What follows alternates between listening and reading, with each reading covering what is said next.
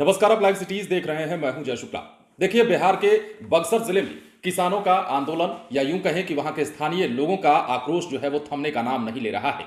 आपको पता है कि मामला क्या है? मामला दरअसल जमीन अधिग्रहण से जुड़ा हुआ है। 2013 के रेट से जमीन की कीमत दी गई और 2022 में उसका अधिग्रहण किया जा रहा है, जिसके खिलाफ आंदोलन हो रहा है। और इतना ही नहीं, पुलिस की बर्बरता के खिलाफ भी बक्सर में लोग जो है वो सड़कों पर हैं, आगजनी कर रहे हैं। लेकिन अब इस मामले में बड़ी कार्रवाई हुई है और बड़ा अपडेट निकलकर सामने आया है। दरअसल इस मामले में चौसा में जो बवाल हुआ, उस मामले में 400 अज्ञात लोगों के खिलाफ प्राथमिकी दर्ज कराई गई है और 39 नामजद लोगों के खिलाफ प्राथमिकी दर्ज कराई गई है। इसके अलावा अपडेट यह है कि थाना अध्यक्ष समेत कुल जो है 3 पुलिसकर्मी इस मामले में सस्पेंड किए गए हैं, निलंबित किए गए हैं। तो बड़ी कार्रवाई बक्सर के मामले में निकलकर सामने आ रही है। बक्सर के चौसा में हुए उपद्रव मामले में पुलिस ने 40 नामजद और 400 अज्ञात के खिलाफ प्राथमिकी दर्ज की है। इस मामले में 3 एफआईआर दर्ज किए गए हैं। एक एफआईआर पुलिस ने मारपीट को लेकर कराई है, तो वहीं दूसरी एफआईआर चौसा सीओ ने विधि व्यवस्था के उल्लंघन को लेकर कराई है। तीसरी एफआईआर एसजेवीएन ने कंपनी परिसर में तोड़फोड़ और आगजनी को लेकर कराई है।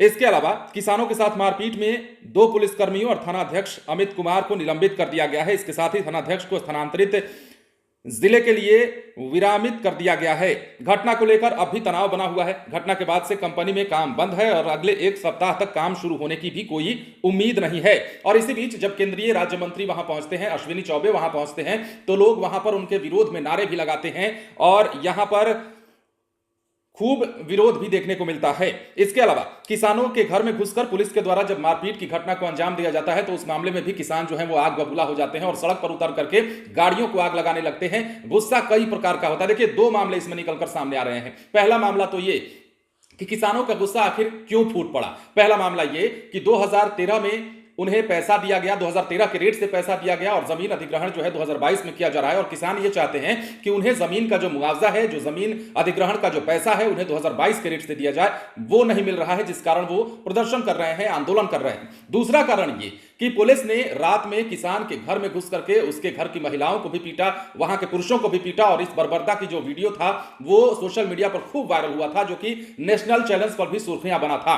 क्या यह गुस्सा उसके खिलाफ में है? तो दोनों मामलों को जोड़कर देखा जा रहा है। लेकिन अब इस मामले में प्रशासन ने बड़ी कार्रवाई की है। 400 अज्ञात लोगों के खिलाफ प्राथमिकी दर्ज की गई है, जबकि 40 नामजद लोगों के खिलाफ भी मुकदमा किया गया है। इसके साथ ही बड़ी कार्रवाई ये कि यहां पर 3 पुलिसकर्मियों को भी सस्पेंड किया गया है। तो बक्सर के चौसा में बवाल थमने का नाम नहीं ले रहा है। और आपने देखा था कि आक्रोशित लोगों ने पिछले दिनों कैसे वाहनों में तोड़फोड़ की थी और इस घटना में कई वाहनों में आग भी लगा दिए जाने की तस्वीरें सामने आई थी। इस घटना में 16 वाहन जल गए थे। बाद में डीआईजी नवीन चंद्रा झा ने मौके पर पहुंचकर मामले को शांत कराया था। और इस मामले में यह भी बात सामने आई कि सीसीटीवी फुटेज को पुलिस के द्वारा खंगाला गया और आरोपियों की गिरफ्तारी के लिए लगातार छापेमारी की गई। और अभी भी यह छापेमारी कहीं ना कहीं जारी है और लोगों का पता लगाने की कोशिश की जा रही है कि किन लोगों ने उपद्रव किया है। लेकिन सच्चाई क्या है, वहां के लोगों से अगर पूछिएगा तो वो बताएंगे कि किस प्रकार वो सड़क पर उतरे और किस प्रकार उन्होंने आंदोलन को शुरू किया, किस प्रकार वो आक्रोशित हुए। ऐसे ही उन्होंने आग नहीं लगाई थी। खैर, ये दूसरे पक्ष की बात हो गई। लेकिन अगर टोटल बात कर लेते हैं तो कानून को अपने हाथ में लेना कहीं से भी जायज नहीं है।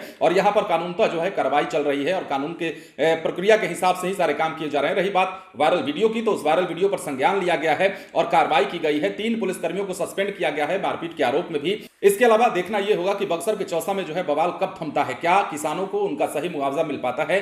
क्या किसानों को न्याय मिल पाता है जैसा कि वो कह रहे हैं? बने रहे लाइव सिटीज के साथ। यदि अब तक आपने हमारे चैनल को सब्सक्राइब नहीं किया है तो सब्सक्राइब कर लीजिए, ताकि हम आपको खबरों से अपडेट रख सकें। धन्यवाद।